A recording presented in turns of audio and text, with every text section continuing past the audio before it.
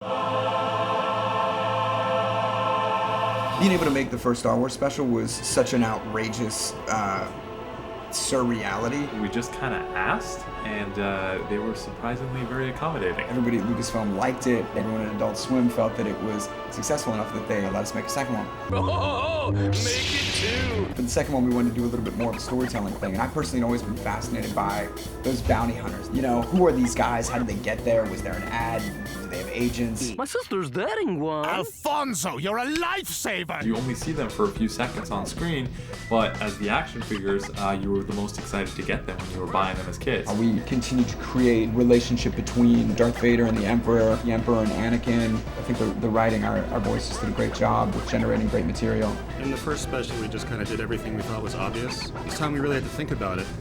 So if the show seems more thoughtful, that was where we were going for. That I think people are really going to like. I'm very optimistic about it. New faces and returning actors came in to lend their voices. We even got a few original cast members. Oh, Boba. And we got Carrie Fisher to come and do Princess Leia, which was unprecedented for us, and she's awesome. What made you say yes to doing something this silly?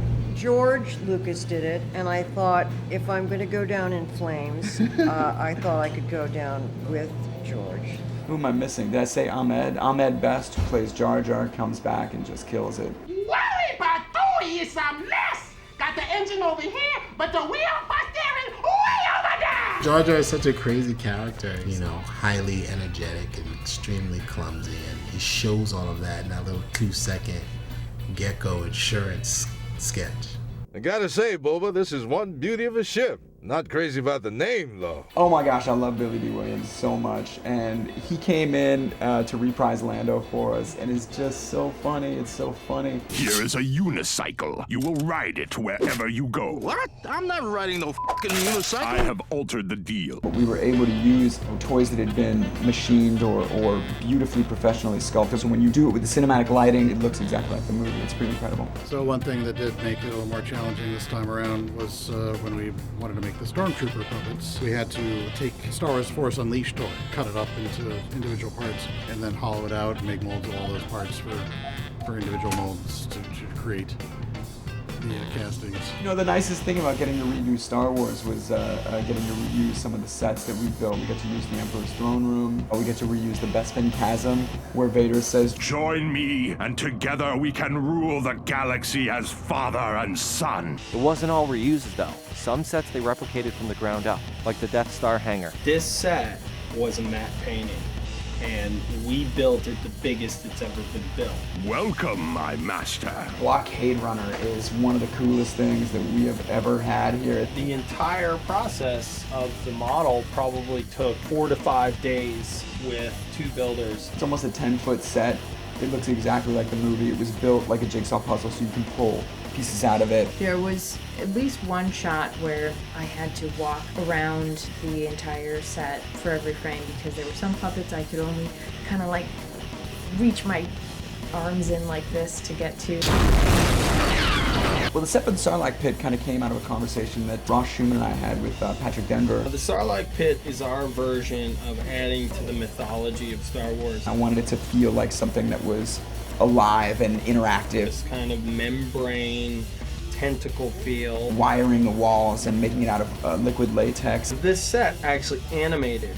And behind the set, we had animatable rods. I had to go back pretty much every single frame that I had any type of digestive thing going on and animate this pulsating kind of back and forth motion. And having tentacles inside for digestion, but kind of dumb tentacles that weren't really aware. They were just sort of moving around and would occasionally touch and grab something and say, what is that? Am I able to digest this? And the character would be able to kind of brush it off. If you have a nice, punchy, good, energetic voice acting, it makes it a lot easier to be able to close my eyes and imagine the way the character's moving around. For doing Boba Fett, it's always really fun that way. The animators are on set and they've got like this amazingly engineered Boba Fett. You know that they can do everything that they couldn't do with the action figures, and it really shows in the performances.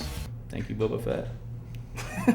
Once again, the lighting department went all out to match the cinematic aesthetics of Star Wars. It just looks so perfect. That's the funnest part to do, is like to make sure that you're really being accurate with the lighting, getting all the quality of light, like whether it's really soft or really hard-edged or really contrasty. From a technical perspective, we just had even more ambition with the second one. We really wanted to up the production value, crazy camera hijinks, a lot of moving camera stuff. We've got more lightsabers, we've got more AT-ATs, we've got Imperial holograms. We wanted to really think about how this special could be more than the first special. And I think going into the first special, figures. So here I created a digital environment of Naboo and got lots of sunflowers that were shot on the set, but then we reproduced them digitally. And we've got, waterfalls. I like to call them waffle falls. Oh, Andy! Yeah, so that's about it. Seth, any closing words? A hard reality to deal with as far as trying to edit this thing down to time is that I'm attached to every single sketch. It's difficult. Every one of these are something that I'm very proud of and excited to show people. I hope you guys like it.